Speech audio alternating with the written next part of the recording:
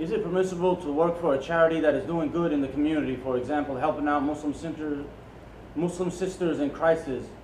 However, the charity is being funded by the lottery.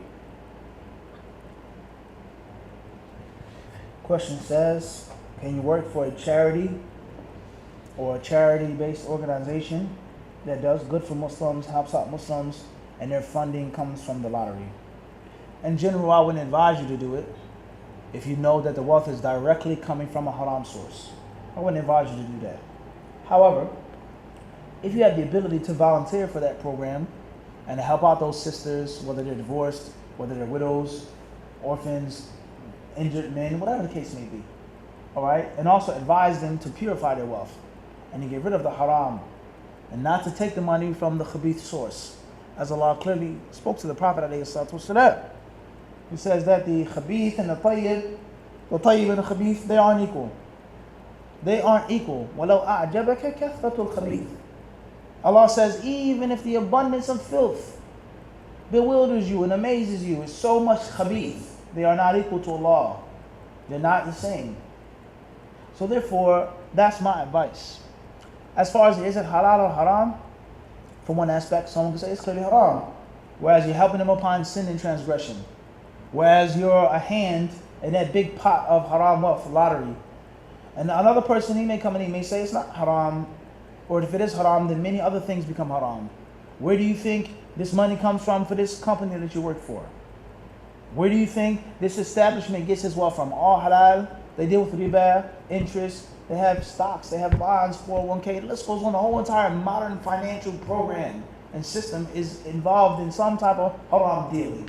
If it's not dealing with riba, then it's dealing with selling things that they don't own.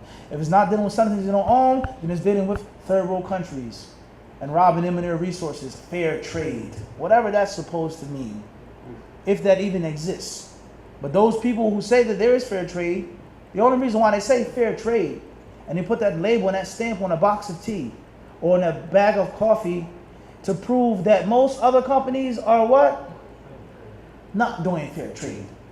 Everybody understand this? And you drink your morning coffee while those people live in a subhumane way in Colombia or Nicaragua or wherever the coffee comes from.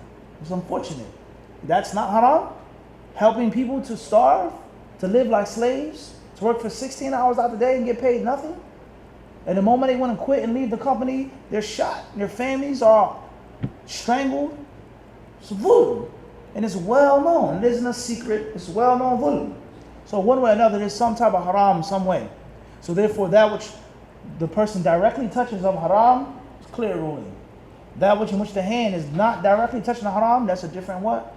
It's a different ruling. One may say, I work for them. I don't have no responsibility of where their money comes from. Where does the funding come from? What my job is clearly halal. It's virtuous. It may be obligatory. Where they get their funds from, I do not know. And another aspect, one may say, it's known that it comes from lotteries, so therefore I'm not going to support them in this evil, sin and transgression. The best thing to do is to advise them, is to admonish them, is to get to someone to speak to them who has the necessary knowledge for them to purify their wealth within Allah Ta'ala and still help out the poor, needy Muslims, especially if this company or this organization has certain skills in which they know people, they have a network. They have a body of people that are capable, that are professional to help out poor people, unlike you doing it individually. Wallahu a'lam.